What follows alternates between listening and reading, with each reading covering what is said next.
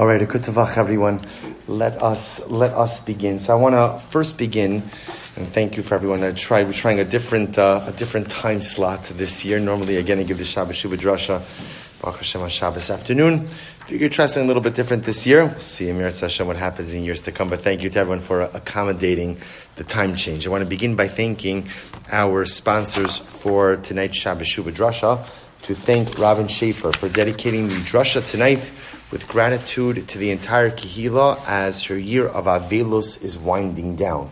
Robin wrote beautiful words. It was a year of great spiritual growth, especially in davening, and the daf Robin is here every morning. So I think by now she's probably gone through about 1/3 of Shas over the crest catching the end of daf. To continued growth in the new year for each and every one of us, we thank Robin very much for her dedication and for her sponsorship. And also to thank Aaron and Alana Weinberg and family for dedicating the Drasha tonight in honor of their father, Mr. Doug Stanger, Dovid Shmuel ben Shraga Feivel Halvei. On the occasion, I saw Mr. Stanger here before.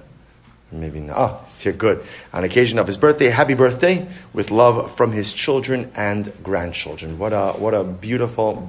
I just have to tell you, before we get started, I think it was last year for Mr. Stanger's birthday, his son contacted me, wanted to get his father a birthday present, said, I'd like to arrange for my father to be able to learn with you. That was the birthday present. And I said, amazing is the mishpacha who want to give their father the constant gift of Torah. So Mr. Stanger, clearly you're modeling something dramatic and magnificent for your mishpacha, and HaKadosh Baruch Hu should give you the koach to do so until 120. Also, Maishi, what's your cousin's name? Avram Lowy? Okay. We also dedicate our learning league in the Mishnah. I'm sure all of us heard the tragic news that came out of Uman on Matzei Rosh Hashanah, where a young 45-year-old father of 10 was traveling back to the airport, and as a result of a terrible collision, lost his life on the day after Rosh Hashanah.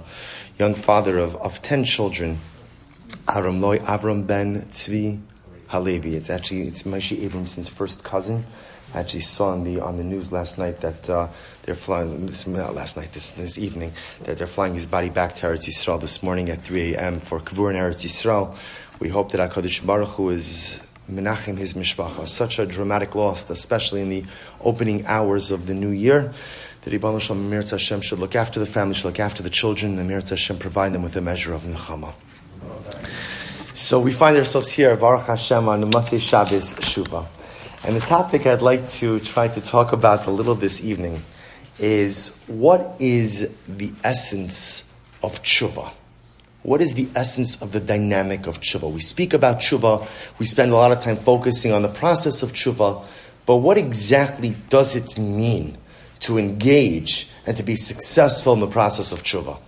So there's a beautiful story that's told that a man once came over to the Rebbe of Shlom Rebbe, the Nesiva Shalom. And he said, Rebbe, I'm struggling. I'm having a very difficult time in life. Why? Because I keep on making promises to myself. So today, I promised myself that I'm going to go ahead. I'm sorry.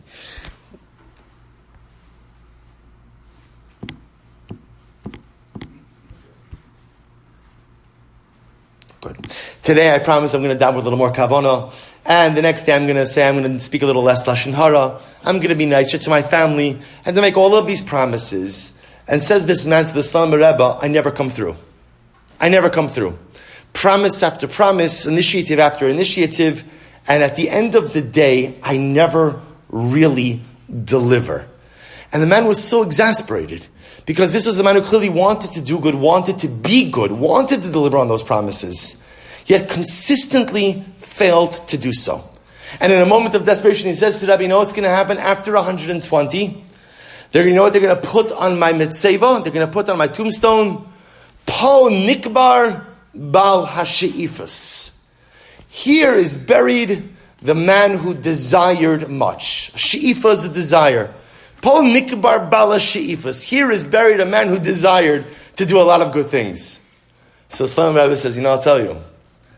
If I was in a Beis Olam, if I was in a cemetery, and I walked by a grave, and on the stone it said, Pol Nikbar Bala Sheifos, I would stop and daven at that kever. Because to be called a Bal Sheifos, to be called a person who wants and desires a lot out of life, even if I can't always come through, is something dramatic, beautiful, and magnificent. To want to do the right thing, to want to grow, to want to be good, to want to be righteous, to want to daven more, speak less lashon hara, be better to my mishpacha, even if I don't deliver on those things, to want it, said the Slalom Rebbe, is an incredible accomplishment in and of itself. But yet, when we look at the Rambam clearly demands more. If you take a look at number 1 on your sheet, so the Rambam in Hilchos Shuva writes as follows. This is Perek Beis, Halacha Beis, chapter 2, Halacha 2. The Rambam writes, Umahiyat Shuva. What is Shuva? There should be additional sheets by the Bima, if anyone needs. I think in both of the ladies' sections there are sheets as well. So, Mahi Bal Shuva. What is a Bal Shuva? Hu shi'azov achote chato. The sinner should go ahead and leave his sin. V'asiru mimachshavto. He should erase it from his thought. V'yigmar belibo shalo ya'aseu od. And he has to have resolve that he's not going to commit the Aveira again. Shene'emar ya'azov Rasha darko. So again, first step, says the Rambam in Shuva, is you have to stop sinning, which makes sense. There could be no tshuva unless, of course, there is a cessation of sin. That's number 1. Number 2, yasiru mimachshavto. Sin has to be removed from my very consciousness. The yigmar belibo, there has to be resolve not to do it again in the future. Shnei amar, good. V'chein yistachim al sha'avar. Person should have remorse for his past deeds. Shnei amar ki achar shuv nichamti. V'ya'id alav yodea salumo shlo yoshel azachid. So this is the Maimonidean construct of tshuva. Number 1, cessation of sin. Number 2, some way remove it from your consciousness. Number 3, remorse. And the Rambam goes on in other places to discuss more steps. Kabbalah ala asid, resolve for the future. Okay, so far everything the Rambam said is quite intuitive and logical. If you take a look at number 2, the Rambam in Hilchos Shuva says something additional, and this is very dramatic. Midarchei tshuva lios hashav tzoik tamid lifnei Hashem bebechi o betachnunim va'osa tzedakah kefi kocho. There's another piece, says the Rambam, that a person who does tshuva has to constantly cry out to HaKadosh Baruch Hu, crying, supplication, give tzedakah. It's interesting, by the way, as an aside, why is charity part of the tshuva process? Why is tzedakah part of tshuva? On a most basic level, sin is selfish and self-centered. When I commit an Aveira, what really comes up is at the end of the day, my needs are more important than anything else. Part of the tshuva process is to become a selfless individual. And one of the ways we do that is through the performance of tzedakah. He goes on, he says, person has to distance themselves a lot from the thing with which they sinned. And a person has to change his name. Kilomar, Ani Acher. Ani Acher. I'm someone else. Ve'eni osa ish sha'asa osan hamasim. I am not that person who committed those deeds. I'm not that person. Umishana ma'asav kulan. The person has to change his actions. And I was very struck by this line on the Rambam. Very struck. I underlined it here, number 2 on your source sheet. Mishana Shmo, the notion of going ahead and changing your name. I have to change my name, ki'ilu, to say, I am someone else. I am not the person who committed these averos. And I thought about this idea from the Rambam. And the Rambam essentially is saying is that part of tshuva is becoming someone totally different. And even the notion of changing your name is quite dramatic. You know, the Ariyah Kaddish says that when parents are privileged to name a child, they're given a degree of Ruach HaKodesh, a degree of spiritual prophecy, because the name is supposed to capture the totality of a little boy, a little girl. But how are you supposed to give your child a name which captures their totality when you only know them for a couple of days? You don't know who they're going to be, what they're going to be, or what they're going to turn into. And so a parent is given a degree of divine assistance in order to name their child. A name is a very significant thing in Yiddishkeit. And yet the Rambam says, part of being a Baal Tshuva is changing your name, is becoming someone dramatically different. I was thinking a lot about this Rambam. I saw it actually earlier in the summer. I was thinking about this, that are any of us really prepared to do this? As part of the process of Shuva, am I really ready and prepared to become someone new? Meaning, if you ask me, are there things I want to change about myself? 1,000%. Are there things that are broken? Absolutely. Are there things that need to be removed, need to be tweaked, need to be added? Unequivocally. Am I willing to become someone different? Mishan Hashmo, to literally go ahead and change my name? So I just want to point out, the Slonimer Rebbe was telling this despondent chassid, you're the Bala She'ifos, you're yearning for greatness. Yearning for greatness is so wonderful. You clearly see that in the Rambam's model, yearning for greatness is not nearly enough. That if I want to be a Baal Tshuva, yearning is a great first step. But I have to literally be ready to change every aspect of who I am. Mishana Shmo, change your name. Kilomar, Ani Acher, I am someone else. Ve'eni osa isha asa osa amasim. I am not the person who did those things. It's a dramatic level of change. And if you think about it, we change names. Generally, when do we change people's names? Right? When they're deathly ill. Right? We change names like as a last-ditch effort. Someone is in significant trouble. B'derech hateva, in the natural order of things, there does not really seem to be a Yeshua, there does not really seem to be a proper salvation. And so we change names. We change names. We never touch names unless, of course, there's no recourse. And yet the Rambam says that in order to really do proper tshuva, you have to become someone else. Misharshal. Now it's true. You could say maybe the Rambam's not talking literally. Maybe it's a metaphor. But the Rambam was pretty precise with his verbiage.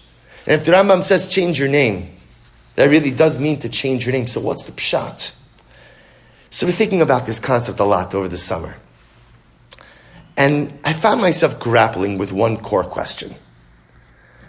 Do people really change?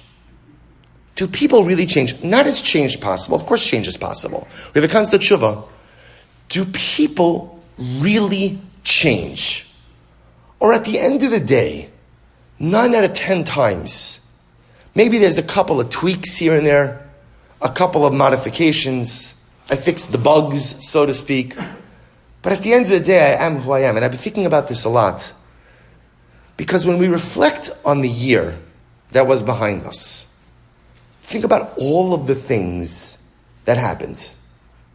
Another year of pandemic, the tragedy in Meron, the tragedy in Surfside, and a million other things that happened over the course of this year. Those are the big events that happened this year. But so many smaller events also. You know, I remember Lag BaOmer night. Lag BaOmer night. I see Yitzi's here and Ellie's here and Maishi's here. You know, we were setting up in the tent right outside, getting ready for a beautiful Madura, beautiful bonfire. And the news was trickling in from Eretz Yisrael about what had happened in Meron. And there was so much confusion about what actually happened. And as the evening went on, the news became clear. 45 Kiddushim, at that point there were still more people who were missing, unaccounted for. And I remember thinking to myself, an event like this is going to change the trajectory of Klal Yisrael. Unprecedented. It's never happened before. It's going to have to change so many things. And when the building in Surfside fell down and impacted so many Jewish families and so many other families, and we saw how fragile life is, once again, I thought to myself, and I remember my wife and I were in Florida not so long after the building collapse, and on the Sunday that we were there was a big gathering to help with relief supplies by the shul in Bal Harbor. And we went to volunteer with the efforts, and you saw people there. I thought to myself, everything's going to change. Everything's going to change. And do you remember when the pandemic started? How long is the pandemic? I think like 5 years ago when the pandemic started, right? Remember when the pandemic started? And that Sunday, we closed the shul. And we went home. And I think all of us went home with the same exact mindset, which was, life is going to be so dramatically different. Everything's going to change. I'm going to change. I'm going to change. My davening, I missed my minyan so much. My davening's going to change. I'm home with my family. My family life is good. Everything is going to change. And I can't speak for anyone else. But when I look at myself, not that much has changed. What's changed since Meron? In me? Nothing really. What's changed since Surfside? Nothing really. What's changed since the pandemic? So I'll tell you something interesting. And this is just one man's observations. The majority of changes that I see since the pandemic are changes for the negative, not the positive. We have become much more unaccommodating.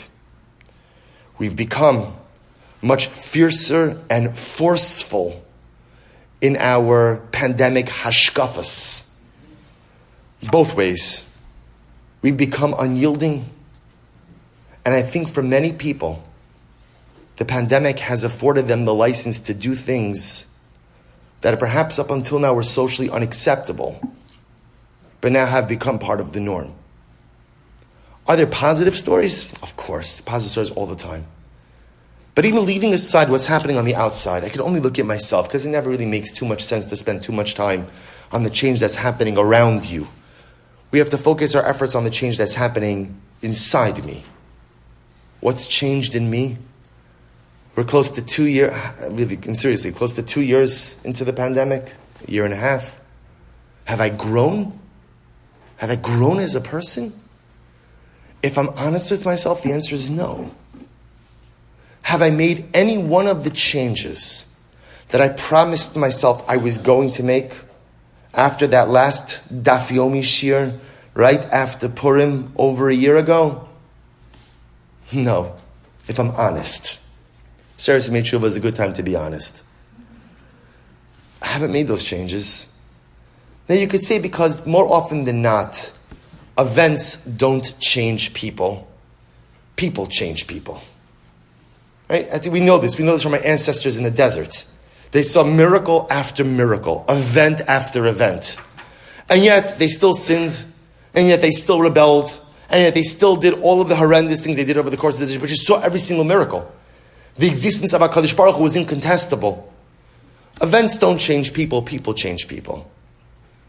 But it's gotten me really thinking that if a pandemic doesn't change me, if a pandemic doesn't change us, every single part of our lives have changed. There was someone who was just telling me last week, oh yeah, my company just sent out an email, we're going back to the office soon. I was like, what?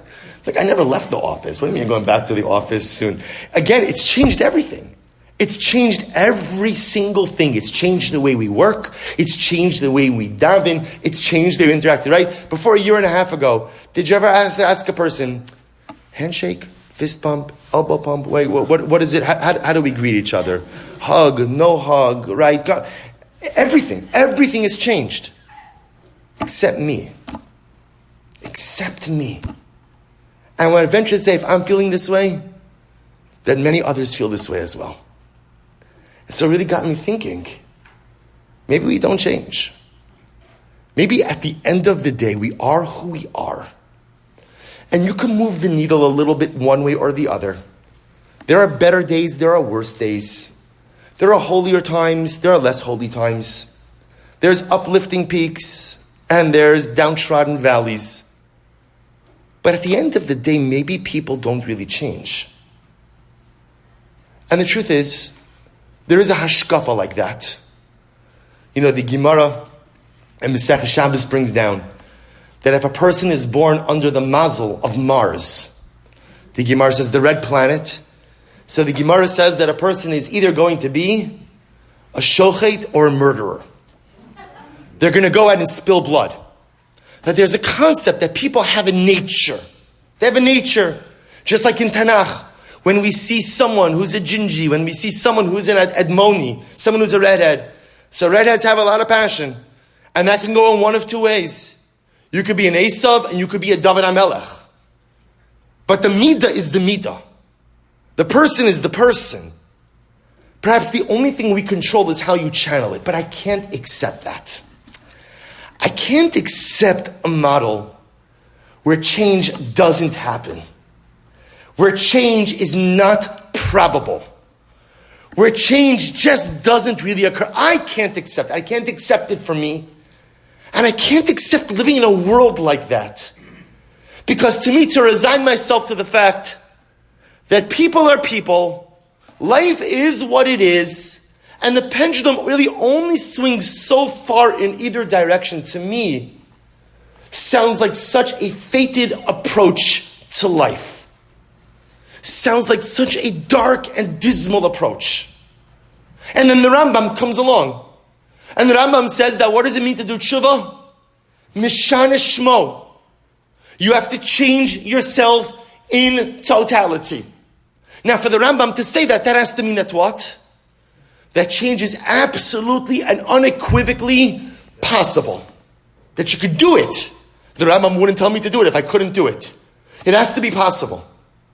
So how do I reconcile the possibility of change according to the Rambam with the fact that more often than not in life, we don't change. We don't change. You know, I recently had an interaction with someone who I've known for a very long time. And, we'll come back to that afterwards. Good. Let's go weiter. So how do we reconcile this idea? It's a good story for later. How do we reconcile this idea that the Rambam tells us we have to change, yet more often than not in life, it appears that we don't really change? If you take a look, skip a little bit for just a moment to number 5. There's a beautiful Gemara Maseches Sukkah. We actually had this Gemara not so long ago in Daf Yomi. Amar Ivo said as follows. Hava ka'imna kameid Rabbi Elazar bar Tzadok. One time, I was standing in front of Rabbi Elazar bar Tzadok. Asal kameahu gavra. And a particular man came to Rabbi Elazar bar Tzadok. Just a guy. He came to ask a shayla. And what was his shayla? Amar lei, karyosa isli, karmaya isli, zeisaya isli. I have vineyards, I have fields, I have olive groves. Va'asu b'nei karyasa, umikashkishin bekarmaya, va'ochlin bezeisa. And now ultimately, by the way, the context of this was, it was a Shemitah year. It was a sabbatical year. So this guy was coming to Rabbi Elazar bar Tzadok and he said, listen, I've got workers coming into my field, and what I do is I pay them essentially with produce. Right? So they work the fields, they take produce as payment for their services. So arich o lo arich. Simple man was asking Rabbi Elazar bar Tzadok a shayla, is my practice appropriate or not? Is it appropriate or not? Amar le lo arich. Rabbi Elazar bar Tzadok says inappropriate. Right? Inappropriate because first of all, you can't work a field on Shemitah, right? And second of all, you certainly can't pay workers with Shemitah produce. That's using Shemitah produce for commerce purposes. Amar Kido, so listen to this. Havashavik leva azil. So the guy got the psak halacha and he left. Okay? Amar, Rabbi Elazar bar Tzadok says, listen to this. Kado avisi dairi ba'ara hado arbon shnin. I've been in this community for 40 years. Velo tamisi bar inish mahalech ba'archin detaknin kidin. And I have never seen a person as righteous, walking in as straight of a path as this individual. Those are my I've never seen someone so righteous. Okay.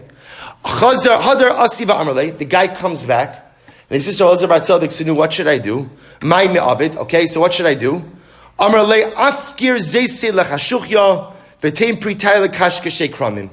the workers with money and make the produce hefker, make the produce ownerless. And the Michtav Me'elior, Velio Dessler, writes in number 6, asks a simple question. Mima hispa Rabbi Elazar bar Tzadok kol kach. Ad sha'abar sha'od l'ra ish yashar kamo. So the Michtav Me'elior asks a very simple question. He says, Rabbi Elazar, remember what the shayla was. Guy comes over to Elazar bar Tzadok, says, listen, I have workers working my field, and I pay them with Shemitah produce. Is it permitted or not permitted? Rabbi Elazar Bar Tzadik says, it's not permitted. The guy leaves, right? Rabbi Elazar Bar Tzadik says, I have never seen such a righteous man. Really? First of all, the guy's farming on Shemitah, right? That's number one. Second of all, he's paying his workers with Shemitah produce. So what do you mean you've never seen such a righteous man? What's incredibly so significant about this individual? Look what the Michtav Elio writes. Va'od, leheichan halach ba'al kramim ba'zesim ve'emtza. Umadua lo himshich lish'al games ha'she'ila ba ma yaseh me'ata. Furthermore, asks the Michtav Elio, the story doesn't make sense. Because how does the story flow? What happens? The guy asks Rabbi Elazar Bar Tzadik, is it permitted what I'm doing? Rabbi Elazar Bar Tzadik says, no. What does the guy do? He leaves, and then what happens? He comes back. And when he comes back, what does he ask? So what should I do? Ask me, tell me, why is he leaving? Ask the question, and then when you get the no, ask, what should I do right then and there? So he goes on, why does the guy not wait just simply another moment, just to see at the end of the day what's going on? So look at this. Michtav writes, Ki b'chol rega v'rega avru heim al isur schora per shvius utchila v'rosh tzarech la'azov darko hara v'ak la'achar mikan chazer lishal ala hemshich. So Michtav says something very interesting. He says, because first, in the paradigm of change of tshuva, there's sur meira v'asei tov. First, the person has to stop committing the negative actions, and then they could build on the positive. He goes on, he says, Ulamdenu archas chayim, skip to the last two lines. Ki tekef ba'gia la'adam is'orus l'shav b'tshuva, al yidcha l'machar ula'achar zman, el yokum v'ya'aseh ma'aseh miyad. The Michtav Elio is telling us something absolutely amazing. When something transformative occurs, I have to take action immediately. I have to take action immediately. You see, what Rabbi Elazar Bar Tzadik was amazed by was the following. This guy comes, he asks a shayla, is what I'm doing permitted or not? Rabbi Elazar Bar Tzadik says no. And what does he do in the next moment? He takes action. All right, I have to find out what to do afterwards. I'll come back for that. But right now, you just told me something. Right now, something transformative occurred. I must act right now. I must take immediate action. If you take a look at number 7, there's a beautiful Mishnah Maseches Yuma. The Mishnah says, describing the Avodah on Yom Kippur. And the Mishnah says, V'kohanim v'ha'am omdim ba'azara. The Kohanim, the power police, were standing in the courtyard of the Beis HaMikdash. Kishayu shomim shema mefurash. Shiyotzi pi Kohen Gadol. When they would hear the ineffable name of HaKadosh Baruch Hu coming out through the mouth of the Kohen Gadol, Hayu korim umishtachavim v'noflim al pneihem. They would prostrate themselves. They would fall down. Va'omrim Baruch Shem Kivod Malchuso Liolam Va'ed. Because when you see something dramatic occur, when you hear something dramatic occur, a person must take immediate action. You hear the name of HaKadosh Baruch Hu, you hear the Shema Mefurash, you can't stand in place. How are you going to react? What are you going to do? Hayu korim umishtachavim. They would prostrate, they would bow down, they would take immediate action. And I think herein lies the challenge of change. You see, things occur and we don't act. Things happen and we have no response. So I'll take you back to Lag BaOmer night. We heard this terrible tragedy, this unfathomable tragedy, a tragedy that still haunts us to this very day. What did I do? I'll tell you what I did. I searched every news site. I was all over the internet to try to go to get information. But what did I do? How did I react? What did I do? How did my life change when I heard about that traumatic event? So when the pandemic started, and we said that life as we know it is going to change, that's nice to say it. How did I change it? How did I change myself? What did I do? What was my reaction? Because all too often in life, dramatic things occur, but yet we don't have dramatic reactions to those things. And so when something happens in life and I don't respond, events come and events go. News comes, news goes, and nothing really changes.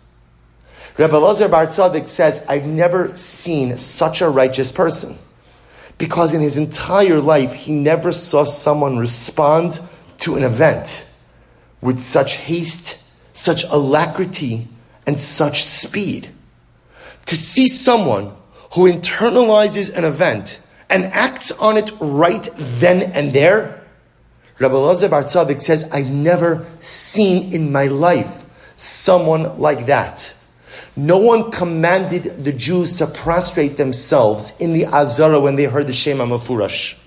But if you were there, if you were standing in the Beis HaMikdash, you understood that something amazing just happened. And when something amazing happens, there has to be a response. And this leads us to the follow-up idea. Take a look at number 8. Take a look at number 8. Just to illustrate this one more, you ever have I hate to sound very dramatic, but a near-death experience, right? And even something like, whether it's an accident, or sometimes it's even more acute, like you're driving, and you realize that you just missed something catastrophic by just a moment. Or, you weren't paying attention and you snapped back into attentiveness in the last moment. Right? How do you feel in those moments afterwards? How do you feel in those moments? In that moment, you're like, oh my God, everything is going to be different from here on in. I know I just tasted the fragility of life. I just saw it flash before my eyes, and everything is going to be different. And an hour later, what's happening? Nothing's happening. It's the same thing over and over and over. Because dramatic events happen, and we don't respond. So when you don't respond to events, the events come, the events go, and I remain the same. The Gemara number 8 says as follows. The Gemara says, Rabbi Yitzchak, Arba dvarim mekarin gezardino shal adam. There are 4 things that could tear apart, literally that could rip up the gezardin if a person has a negative judgment. 4 things which could go ahead and destroy that negative judgment. Elohein, tzedakah, tza'aka, charity, crying out to HaKadosh Baruch Hu, shinui Hashem. We see this again, we'll come back to that. The shinui maisa. Shinui maisa. Shinui maisa literally means changing one's action. And Rashi says in number 9, what does it mean, shinui maisa? Rashi says, shav meira'aso. It means you stop committing the chait. You stop committing the particular aveira. And the Ritva in number 10 says that makes no sense. Obviously, you have to stop committing the aveira. If I'm still sinning, then of course I haven't even stepped into the waters of Shuva. It goes without saying I cannot be a penitent if I'm still sinning. So the Ritva says something absolutely amazing. Do you know what Shinui Maisa means? So the Ritva says, introduces us to the concept of a Kabbalah. A Kabbalah means accepting something upon yourself. The Ritva says, Shinui Maisa, it goes without saying I have to stop sinning. The Gemara doesn't need to tell me that. Shinui Maisa means a Kabbalah. I accept upon myself that I'm going to do X. I accept upon myself that I'm going to start with this behavior, with this midah. I accept something upon me. The power of a Kabbalah, says the Ritva, is that it is a reaction to a dramatic event. The Shulchan Aruch says something, Shulchan Aruch and Arach Chaim says, that on a Seres Yimei Shuva, it's good to be careful with Pas Yisrael. Right? That even if a person doesn't eat Pas Yisrael, Pas Yisrael is bread baked by a Jew. As suppose you go to the supermarket, right? You buy a loaf of bread with a hechsher on it. It's kosher, but that's not Pas Yisrael. That's what's called Pas Palter, bread from a non-Jewish baker, which is of course 100% totally fine. Pas Yisrael is the dafka baked bread that's baked by a Jew. So the Shulchan Aruch says that on Seres Yimei Shuva, during these days, a person should be careful with Pas Yisrael. And you look at that Shulchan Aruch and you say to yourself, really?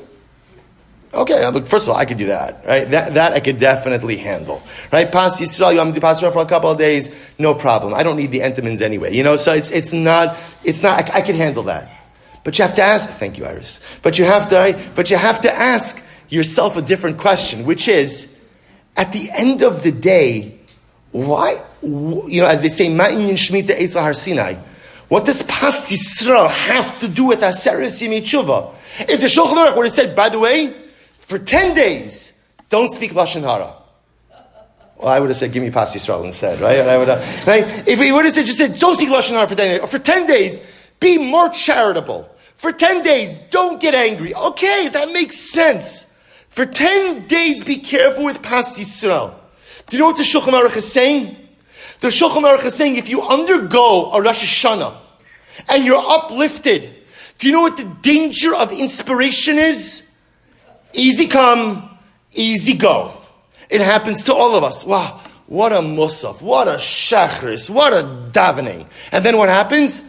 The next morning, I'm right back to where I was. What happened to all the inspiration? I was floating. I was mamish a malach on Rosh Hashanah. And now again, I'm just a regular guy with all the same stuff I was dealing with before. And it's simple. Because in order to go ahead and allow the events of life to have an impact on you, you have to react. And the way you react, says the Ritva, is through a Kabbalah.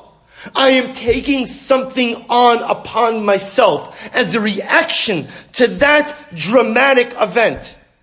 And the Kabbalah could be something small, like Pas Yisrael. What does Pas Yisrael have to do with Aseret Yimei Tshuva? And the answer is nothing.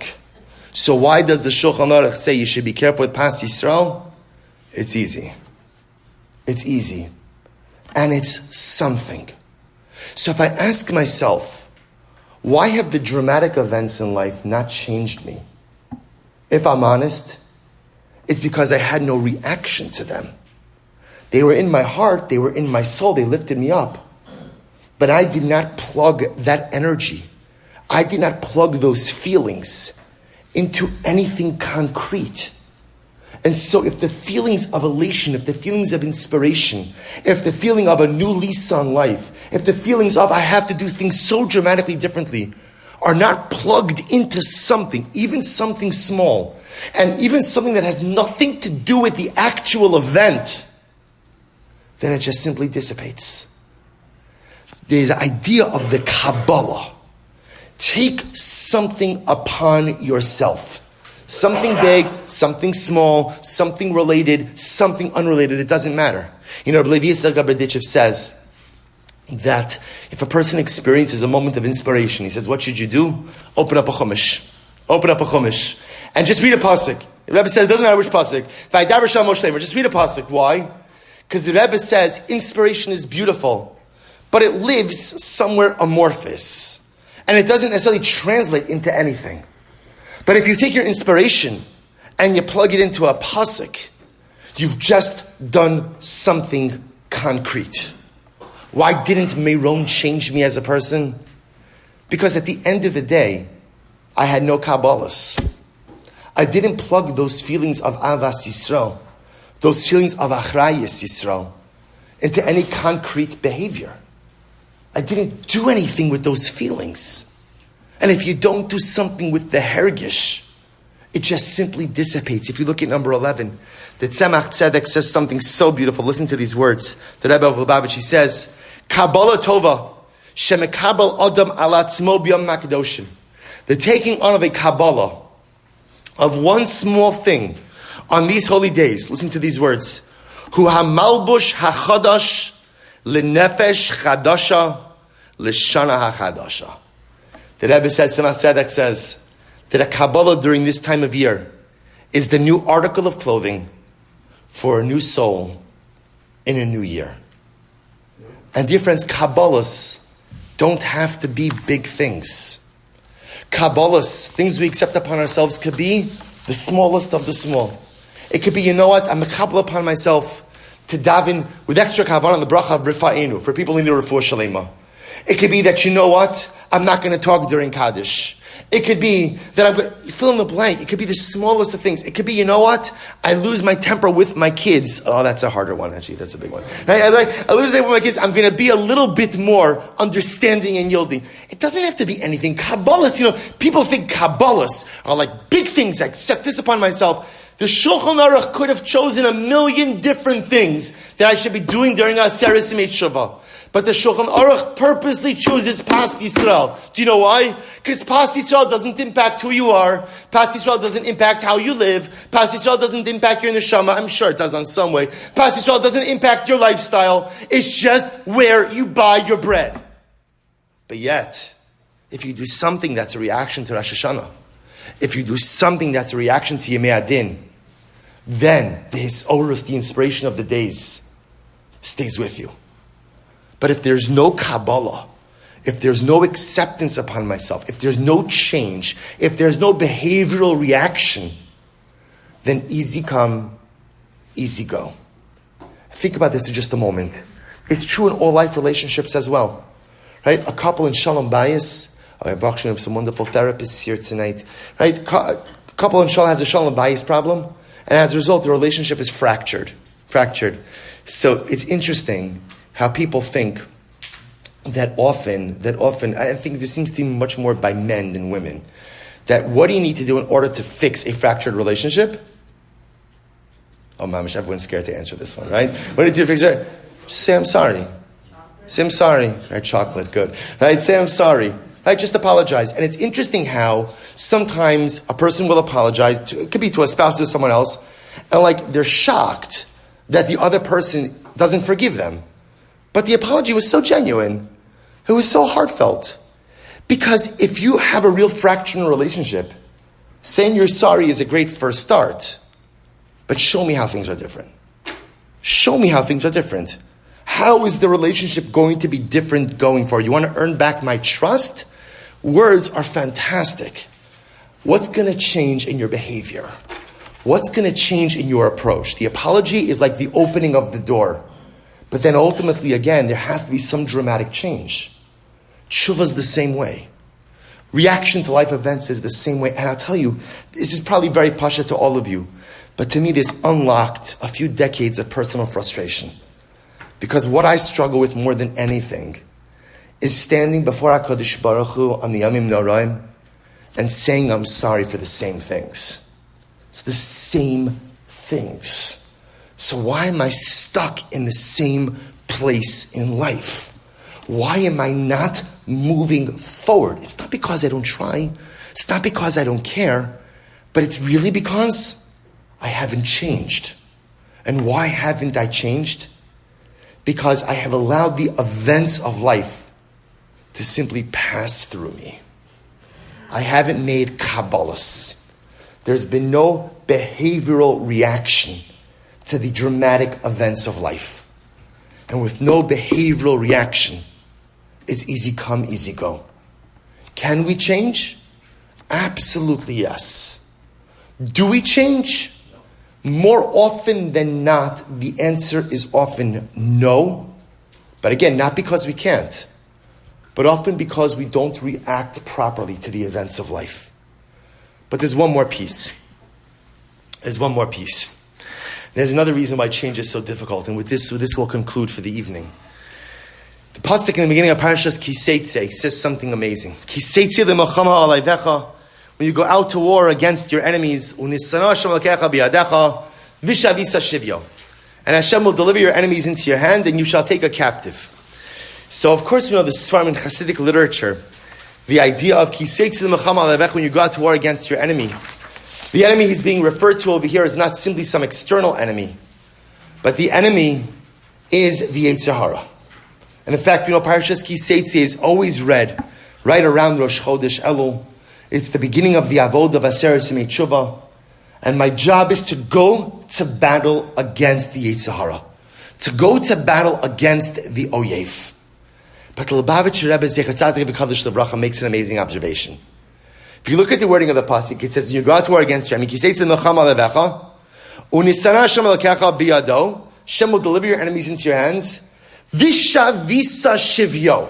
Now, quickly, the way we often translate that is how? You'll take a captive. But if you look at the words Vishavisa Shivyo, it actually means, Vishavisa means you'll take captive, what? You'll take captive? A captive. You'll take a captive. Vishavisa Shivyo, or you'll take captive, his prisoner. So look what the Rebbe says in Numbers 15 and 16 are both the ideas of Lubavitcher expressed in different ways. The Rebbe says, Vishavisa Shivyo, Lochim min ha'oyev davar shahaya b'shivya etzlo.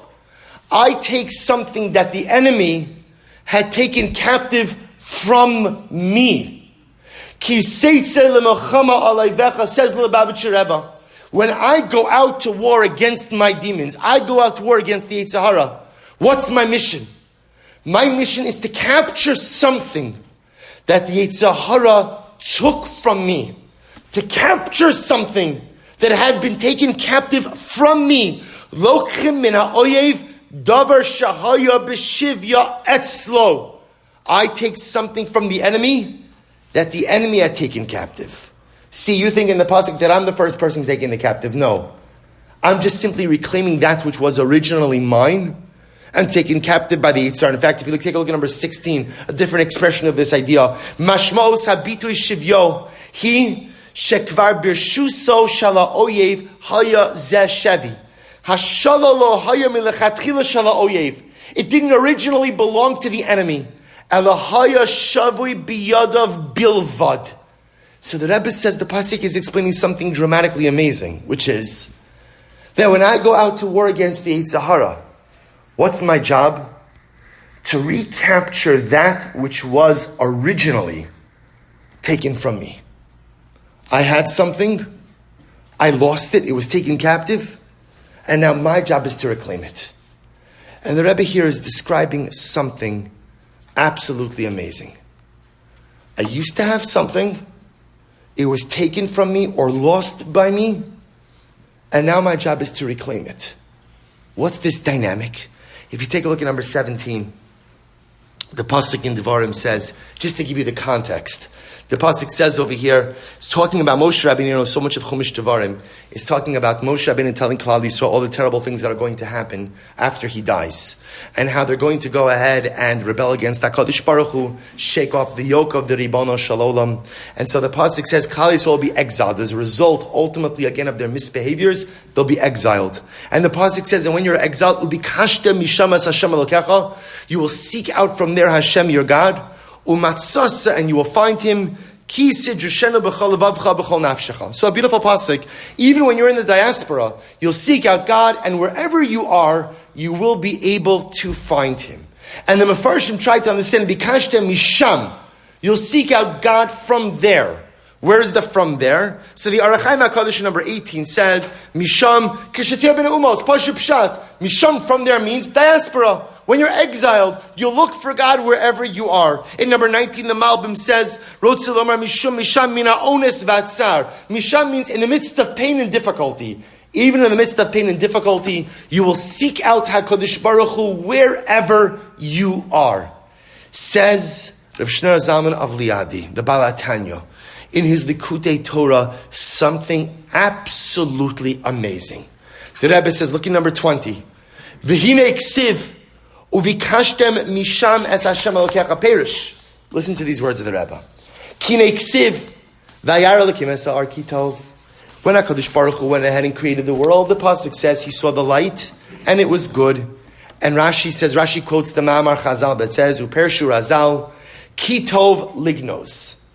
God saw that the original light of creation was so beautiful and so holy that it didn't belong in this world. Instead, HaKadosh Baruch Hu decided to hide it away. And where did the Ribono Shel Olam hide the original light? Where did he put it? He says, Shebechinas or Shebechinas ha'aras pnimis tzonu yisparach yesh bechol echad ve'echad mi Yisrael. Listen to the words of the Rebbe. Where did HaKadosh Baruch Hu hide the original light of creation? He hid it inside each of us. Inside of each of us is a little spark. The Or HaGanos, the hidden light, the original light of creation, is embedded inside each of us. That's where HaKadosh Baruch Hu hid it. But sometimes, just as a result of life, it's hard to see that light. It's hard to find that light. And this, by the way, just as an aside, is such a fundamental theological tenet of Yiddishkeit, which is, we are born good, and we are born holy. Each of us has that light of creation inside of us. Just sometimes it gets obscured by a whole variety of misdeeds and missteps.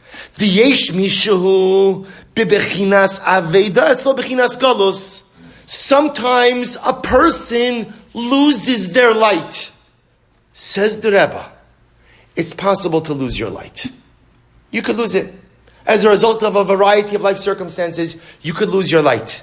Says the Rebbe, this is the meaning of the pasuk.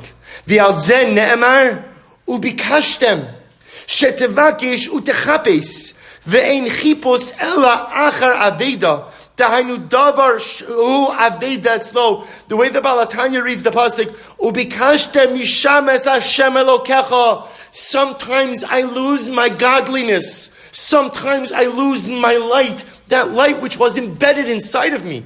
That light which was placed inside of me. Sometimes I lose it. So what do you do when you lose your light? What do you do? What do you do? Look for it. Look for Hashem Elokecha. Look for that light that you've lost. But if you turn the page, the Rebbe goes on, he says, but where do you look? Where do you look for your lost light of divinity? Where do you look for your lost godliness? Listen to what the Rebbe says. V'hine hakazev omer, ubikashtem misham. You have to look there. You have to look there. Misham daika. Ki kishem shri efshar lechapes achar aveda. Ulamatza zulas b'makom shenevda. Kach lo yasig or p'nei Hashem. So I'll tell you this outside. So the Rebbe says, where do you look for your lost godliness? Where do you look for your lost light? Sham, there. What does there mean? What does there mean? Where you lost it. So the Rebbe says something amazing.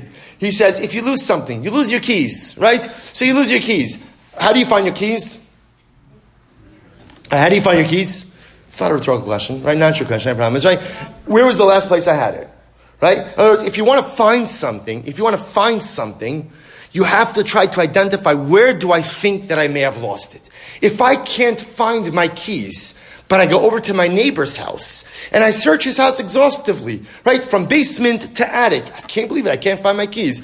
Of course you're not going to find your keys. You didn't lose it there. If you want to find that which you lost, you have to look where potentially you lost it. Says the Likutei Torah, says the Rebbe, says the Baal HaTanya, something amazing. HaKadosh Baruch Hu implanted beautiful light of creation. Vayar Elokim es ha'or ki tov. God saw the light was good. Too good to be in the world. So where does He hide it? Inside each of us. But sometimes in life you lose your light. So where do you look when you lost your light? It will be kashtem misham. I have to ask myself, where did I lose it? Where did I lose my godliness? Where did I lose my light? And it's there that I have to begin to look. And dear friends, listen to what the Rebbe is teaching us. There are things in life that happen. There are things in life we do that cause us to lose our light. And this could be a variety of different things.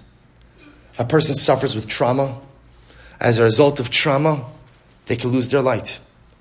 A person commits averos, and sometimes very significant averos. As a result of those averos, I could lose my light. Says the Baal HaTanya, if you want to regain your light, you have to have the courage to go back to the place where you lost it. And sometimes that's one of the hardest things in life. To find the strength to go back to the place I lost my light. Because often that place is a difficult place to go back to. I had an encounter with someone a few weeks ago. It was a very dramatic encounter. This person, I know this person for a long time, I'll just leave it like that. The person is nasty. The person is just mean. Just a mean person. the way he talks, the way he conducts himself, everything about him is just mean. Just mean. And I like to see the good in people. I don't like this guy. I just not a nice person. I don't know what came over me. But this is during Chodesh Shalom. I was having an interaction with this person. I took his hand and I said, what's the problem? What's the problem? And I said to him, I don't really like you very much. And I think most people don't like you very much because you're not nice. But I'm sure you're probably a decent guy. What's the problem? He started crying.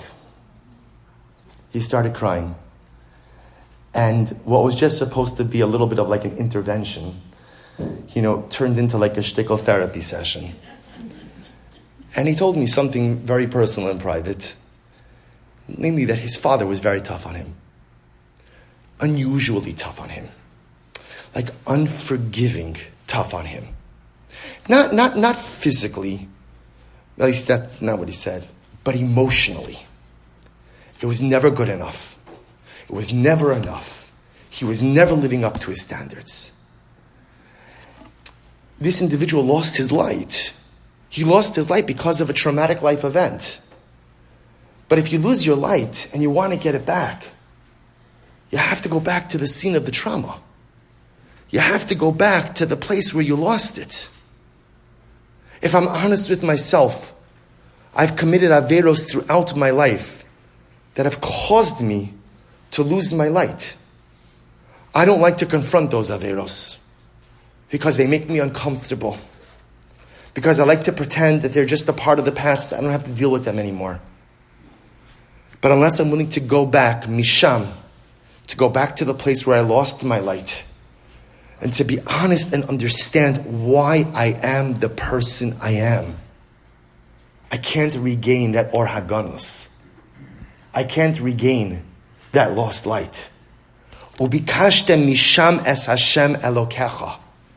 It is only if we're willing to go back to the scene of the sin, to the scene of the trauma, and we all have it. We all have it.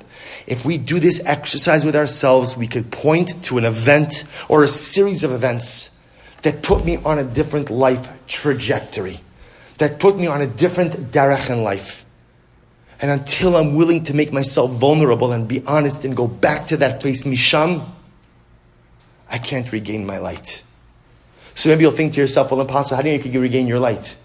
Maybe once you lost it, you've lost it forever. So I'll share with you something amazing. If you look at number 21, I'll tell you 20 because it's late, 21, 22, 23, 24, 25. I'll tell you all outside. The pasuk says that Bayom Hashishi Vayisa Avram Eseinav, the Akedah, Avram Avinu is on his way to sacrifice his son. And so the pasuk says it was the third day he was getting to Har Moriah, he was getting to the site of the Akedah. And the Medrash asks, why did it take him so long to get to the site of the Akedah? Why did it take him so long? And the Medrash records an incredible story that Avram Avinu was traveling and the Satan is constantly trying to derail him. Until finally, what did the Satan do? The Satan appeared like a big body of water. Avinu says, no problem, I'll walk in, gets up to his neck. He says, HaKadosh Baruch Hu, listen, I'm willing to do the Akedah, but if I keep moving, I'm going to drown. And in that moment, HaKadosh Baruch Hu went ahead and split the water so Avram Avinu could continue on to the Akedah. And asks Rav Shuva in number 23, why water? Why water? And Rav Shuva says something absolutely amazing. He says, water represents chesed, represents the act of kindness, the midah of kindness. What does it mean that Avram Avinu was about to drown in the water? Who was Avram Avinu? Who was he? Avram Avinu was the Isha Chesed. He was the man of Chesed. That was his midah. And HaKadosh Baruch Hu was asking him to do something that was the antithesis of Chesed, to slaughter his son. And HaKadosh Baruch Hu was asking him to become someone totally and dramatically different. Avram Avinu had to become someone different. He said, Moshe, I'm drowning in the water. I need to become a Baal Midas Hadin, a man of strict justice, not a man of Chesed. Does Avram Avinu, is he successful? Is he successful? Absolutely. Because you know what happens? When HaKadosh Baruch Hu calls out to him in number 24 and says, Al tishlach yadcha el anar. He says, ultimately, do not go ahead and talk. Don't do anything to the boy. Don't do anything. There is such a strange Rashi. Rashi says, Avram says to HaKadosh Baruch Hu, God, can I just make a little nick? Draw a little blood? Like something. I came all this way. I packed up. I did all of this stuff. Can I at least do something? And HaKadosh Baruch Hu says no. Because what HaKadosh Baruch Hu was telling Avram Avinu in that moment is now, I need you to become a Baal Chesed again. You were a Baal Chesed. You changed into a Baal Midas Hadin. Now I need you to reclaim your Chesed. Because, dear friends, even the things that we lose in life, we can regain. Why is change so difficult? Because real change requires ubikashta misham. Because real change requires me to really be honest, take a look at my life and ask myself, what happened? What happened? How did I get here? And that has to be a brutally honest conversation between me and myself. And it can't be a conversation that has any level of blame associated with anyone else. Because it's easy to abdicate responsibility and say it was this one, and it was this one, and it was this one. But at the end of the day, the buck of my life stops with me. Ubikashta misham. If I want real change in life, then I have to figure out, where did I lose my godliness? Where did I misplace my hidden light? What trauma, what avera, what happened to me that caused me to go down a path that I know is not good for me? And if I find the courage to go back to that place, that I can engage in course correcting activity. And now we could kind of go ahead and bring it full circle. So it turns out, is change possible? Absolutely. Is it difficult? Unequivocally so. When the Rambam says Mishana Shmo, that you have to change your name in order to be a Baal Tshuva, perhaps what the Rambam is saying is as follows. He's not telling you you have to become someone new. He's telling me I have to become who I was. Mishana Shmo, change your name. Not to some new name, but change your name, change your identity back to who you were. Because the way we all start the same, we all start the same. We all start pure. We all start righteous. We all start with that hidden light ebbing inside of us. We all start the same. And then things happen in life. Decisions are made in life. And we go down a variety of different paths, a variety of different roads. Mishane Shmo means don't become someone dramatically different, but reclaim that which you lost. Reclaim your lost godliness. Reclaim your lost light. Ubikashta misham es Hashem elokecha. Find the courage to go back to the scene of the sin, to the scene of the trauma, to the scene of the life-altering event. Understand how that event or events had an impact on who you are today, and figure out now how to engage in course-correcting activity. That's Mishana Shmo. And so it turns out that change is absolutely unequivocally possible. But change requires two things of us. Number one, Kabbalahs. When something happens in life, there has to be a reaction. I should say, it doesn't have to be a reaction. But when something happens in life, if you want the event to shape you, and you want the event to change you, there has to be a behavioral reaction. I'm going to do this, and this could be something so small. So small. It doesn't have to be something spiritually heroic or spiritually dramatic. Something so small. But without Kabbalahs, the events of life come and go. That's number one. And number two, in order to affect change, we have to find the courage, and it requires so much courage, to be brutally honest with ourselves. And I'm not in any way minimizing it. I don't know that I have yet to be truly honest with myself about where I've lost my godliness, of where I've lost my nitzutz, of where I've lost my or Hagonos hidden light. Because it's so dramatically uncomfortable takes me back to chapters of my life that I'm not proud of. Takes me back to events in my life that I'm not proud of. But unless I go back to where I lost it, I can never really reclaim it. I'll end off just with one last piece. I mentioned this by Slichus.